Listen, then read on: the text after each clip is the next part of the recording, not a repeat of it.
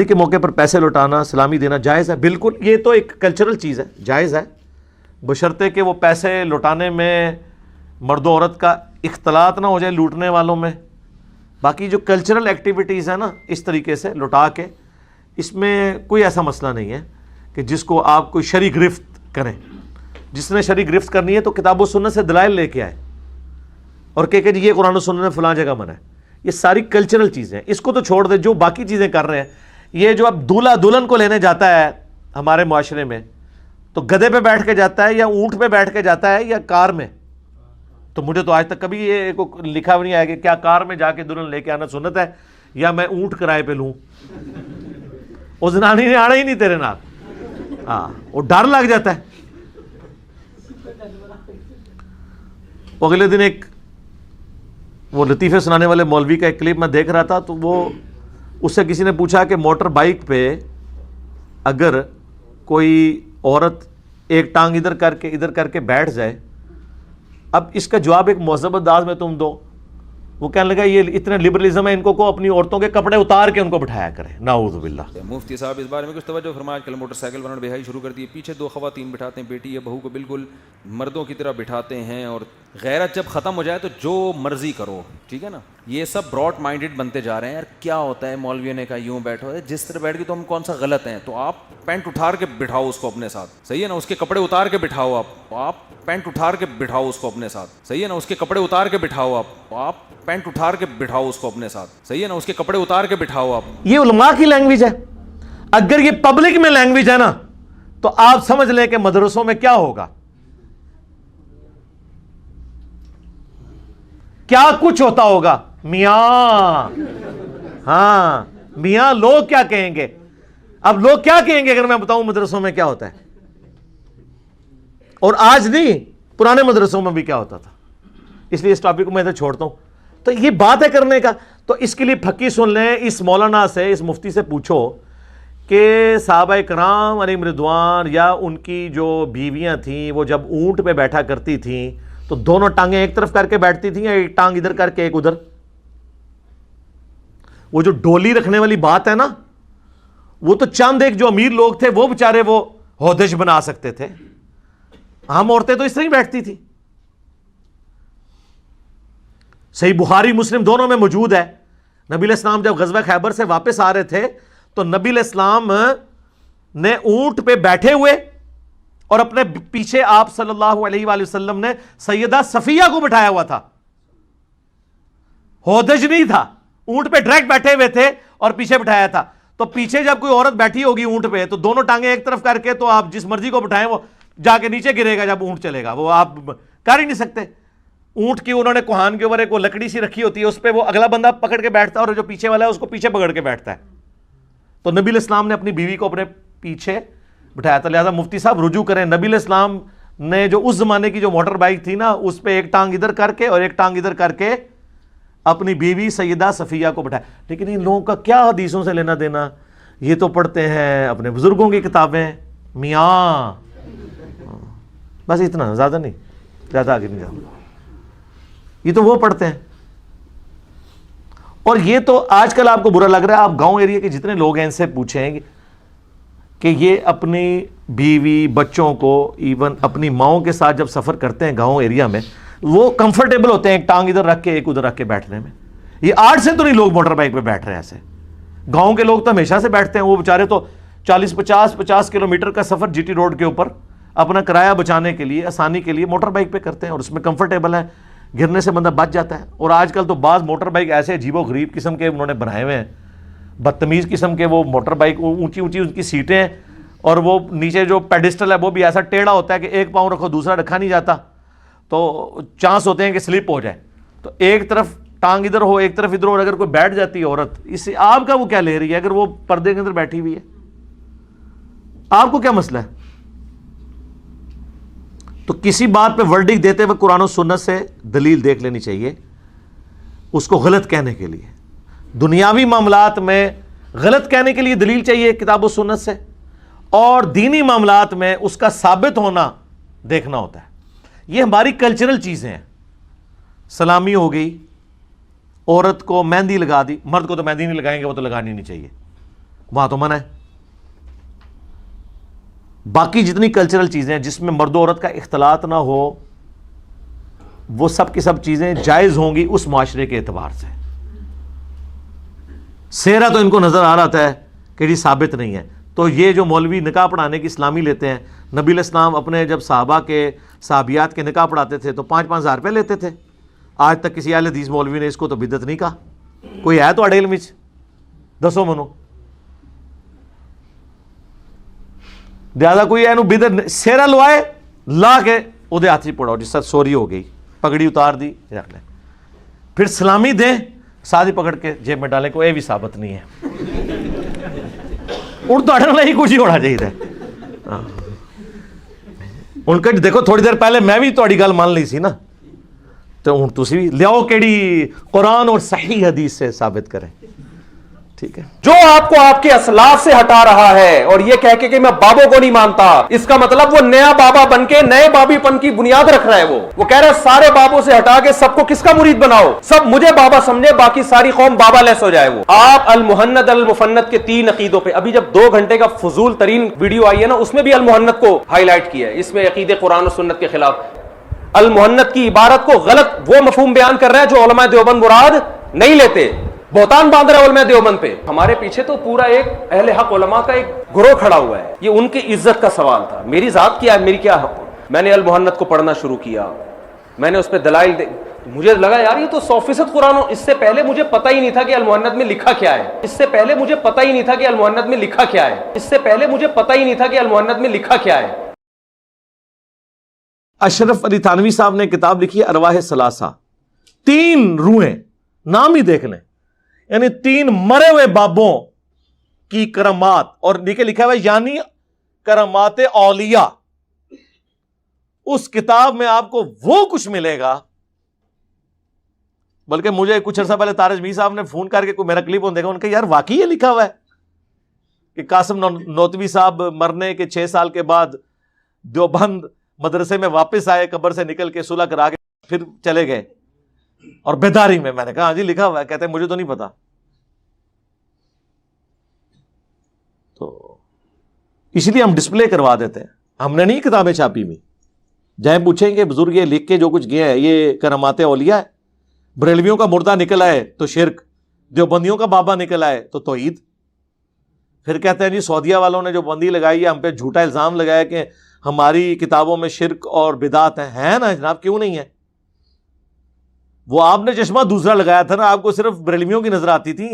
وہ اہل حدیث تو دونوں کو اوپر سے ایک نظر سے دیکھ رہے ہوتے ہیں نا, کہ کام انہوں نے بھی ڈالا ہوا ہے, کام انہوں نے, جس طرح میں بھی کہتا ہوں پابندی نہیں ہونی چاہیے, یہ غلط ہے. سلیبس کو چینج کروائیں, ریاض الصالحین شروع کروائیں, میری ویڈیو اس پہ پہلے آ چکی ہے. کام تو ڈالا ہوا ہے انہوں نے. اسی ارواح ثلاثہ میں لکھا ہوا ہے کہ جی ایک دفعہ رشید احمد گنگوئی صاحب نے مدرسہ دیوبند کے بانی جو ہیں قاسم نانوتوی صاحب, ان کو پبلکلی کسی جلسے کے موقع پر یا پبلک گیدرنگ کے اندر انہوں نے ان کو پبلکلی چارپائی پہ لٹایا, پھر خود ساتھ ان کے لیٹ گئے, پھر کروٹ ان کی طرف کی, پھر عاشق صادق کی طرح ان کے سینے پہ ہاتھ رکھا. یہ الفاظ اس میں لکھے ہوئے ہیں, میں نہیں کہہ رہا. اور اب اتنا کچھ اگر کسی کے ساتھ ہو رہا ہو تو اس بیچارے نے بولنا ہی ہے نا آگے سے. تو قاسم نانوتوی صاحب جو مدرسہ دیوبند کے بانی ہیں, انہوں نے کہا کہ میاں یہ کیا کر رہے ہو, لوگ کیا کہیں گے؟ تو رشید احمد گنگوئی صاحب فرماتے ہیں کہ کہنے دو لوگوں کو, یعنی اگر میری زبان میں آسان کہنے دو, یہ تو ہے ہی بٹ دماغ نے, انہوں نے اتنا دماغ ہے کہ یہ سوچن کہ بابے بھی غلط ہو سکتے ہیں. لیکن ان کو نہیں پتا تھا کہ آج وہ وقت آ چکا ہے کہ لوگ گلی گلی کہہ رہے ہیں کہ بابے تھے, شے ہی کوئی نہیں. دیکھو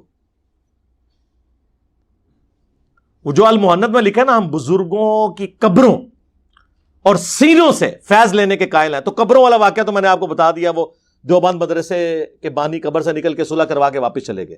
اور اس میں تو الفاظ ہیں کہ وہ مولانا کہتے ہیں کہ جی سردیوں میں بھی ان کو پسینہ اتنا آیا ہوا تھا کہ ان کی وہ چادر, وہ سارا لحاف بھیگ چکا تھا. تو میں نے کہا حضرت آپ کی کیا حالت ہے؟ وہ کہتے ہیں ابھی بھی حضرت نانوتوی آئے تھے, مردہ قبر سے نکل آئے تو صرف پسینہ نہیں نکلتا, خواب میں نہیں, یہ بیداری میں. تو یہ قبروں سے فیض تھا. لوگ کہتے تھے سینے سے سینے سے فیض ہے جی. وہ ان کی طرف کروٹ کٹ کے لیٹے اور پھر اپنا ہاتھ ان کے سینے پہ رکھا, یعنی وہ کنیکشن انہوں نے بحال کیا, سینے کو انہوں نے فیض دیا, یا لیا تو نہیں ہوگا, ظاہر ہے وہ قاسم نوتوی تو ان کے شاگردوں میں آتے ہیں, وہ ان کے شیخ ہیں. یہ تو تھی جناب پہلی قسط اس کی, دیکھو دے بھیجے. دوسری قسط بھی بیان کر دئیے یار, رہنے دیں نہیں یار, وہ پھر کہیں گے یہ بالکل اس طرح کر رہا ہے اور وہ کر رہا ہے, کتابوں سے کر رہے ہیں. چلے جی, بلال بھائی کہہ رہے ہیں کتابوں سے ہی کر رہے ہیں نا, تو چلے ہم کنٹرول الفاظ میں, وہ اتنے فلمی الفاظ تو میں استعمال نہیں کر سکتا. تذکرۃ الرشید ایک کتاب ہے جس میں رشید احمد گنگوئی صاحب کا تذکرہ ہے, یعنی ان کے حالات زندگی ہیں اور ان کے اپنے چاہنے والوں نے بیان کیے ہیں. اس میں اس کی اگلی اور سمجھ لیں آخری قسط ہے, یا آج جو ہم بیان کر رہے ہیں یہ آخری قسط ہوگی ان کے لیے. اس میں اس خواب کا ذکر موجود ہے. یہ تو بیداری تھی نا کہ وہ عاشق صادق کی طرح لیٹے, اور قاسم نانوتوی کو بھی سمجھ آ گئی. انہوں نے کہا میاں کیا کر رہے ہو, لوگ کیا کہیں گے. اس کی اگلی قسط یہ ہے کہ تذکرۃ الرشید میں لکھا ہے کہ رشید احمد گنگوئی صاحب کہتے ہیں کہ میں نے ایک رات خواب میں دیکھا کہ مولانا قاسم, جن کو انہوں نے پہلے لٹایا تھا اور سینے میں فیض ٹرانسفر کیا تھا, وہ دلہن کی شکل میں میرے عقد میں آئی ہیں. جی جی جی جی جی, وہ دلہن کی شکل میں, یہ نہیں انہوں نے کہا کہ میری دلہن اس شکل میں آئی, انہوں نے کہا وہ دلہن کی شکل میں میرے خواب میں آئی, عقد میں آئی, خواب میں ہی انہوں نے دیکھا.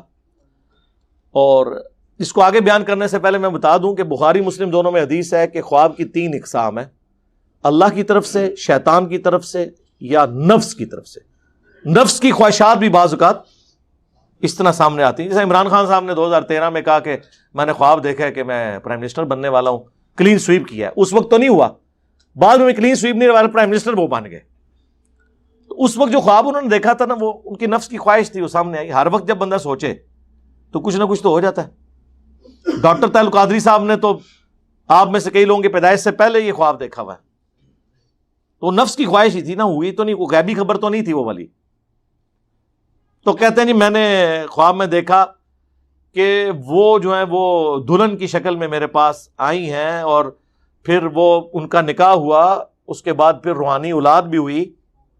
ہاں جی, اور اس کے بعد یار یہ اگر کسی کو خواب آیا بھی تھا تو ظالموں اس کو لکھنے کی کیا ضرورت تھی. اور اس میں وہ لکھتے ہیں, اور پھر آگے اب لکھنے والے کو بھی شرم نہیں آ رہی, اب اس کی وہ تعویل کر رہا ہے. وہ کہہ رہا ہے جی یہ خواب کی تعبیر اصل میں یہ تھی کہ مولانا قاسم نانوتوی صاحب نے رشید احمد گنگوئی صاحب کے شاگردوں کی, اسٹوڈنٹس کی تربیت کرنی تھی بات میں. تو اس سے انہوں نے یہ بھائی تربیت کرنے کے لیے بیوی بن کے ان کے عقد میں آنا اور پھر اس سے اولاد پیدا ہونا, یہ پورا کام ہونا ضروری تھا.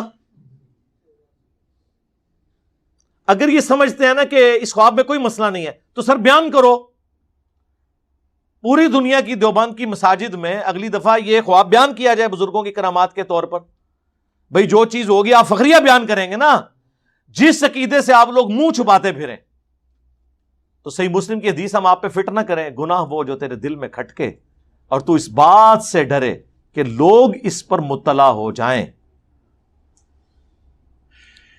چلے آپ تشریح کے ساتھ بیان کرتے ہیں, لیکن ان کو پتہ ہے کہ اب لوگ جو ہیں وہ بٹ دماغ نہیں ہے. لوگ تو پوچھیں گے میاں یہ کیا ہوا. اسی لیے میں نے اپنے اسٹوڈنٹس کو کہا کہ ان کو آپ سمجھانے کے لیے پورا واقعہ لکھیں گے تو ان کا دل دکھے گا. آپ صرف لکھ دیا کریں میاں, آگے وہ سائن اس طرح, وہ جو سیدھی لائن اور نیچے چھوٹا سا ٹھمکا, ایکسکلیم ود جوائے یا ایکسکلیم ود سارو, وہ سائن ڈال دیا کریں. تو اب یہ چیزیں انہوں نے کتابوں میں چھاپی, ہم صرف راوی ہیں بیان کرنے والے.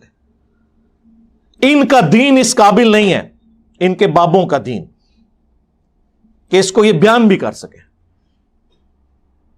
ہمیں کراچی سے اگلے دن اکیڈمی میں کال آئی, تو کراچی کے ایک مفتی صاحب مشہور زمانہ لطیفوں والے, ان کے وہ نمازی بھی تھے, اور کہتے ہیں میں علی بھائی سے اتنی نفرت کرتا تھا, میرا بھائی مجھے کہتا تھا سنو، لیکن میں کہتا تھا میں نے سننا بھی نہیں، کہتا بس ایک ہی کلپ سنا ہے۔ میں کہتا ہوں جی آپ ہمارا کوئی ایک کلپ سن لیں کسی بھی ٹاپک پہ، خواہ وہ فکر آخرت سے ریلیٹڈ ہو ہدایہ پورٹل کا، یا انڈرسٹینڈ اسلام میں بابوں کی کلاس والا کوئی کلپ ہو، یا مسلم اونلی کے اوپر اخلاقیات سے متعلق کوئی کلپ ہو،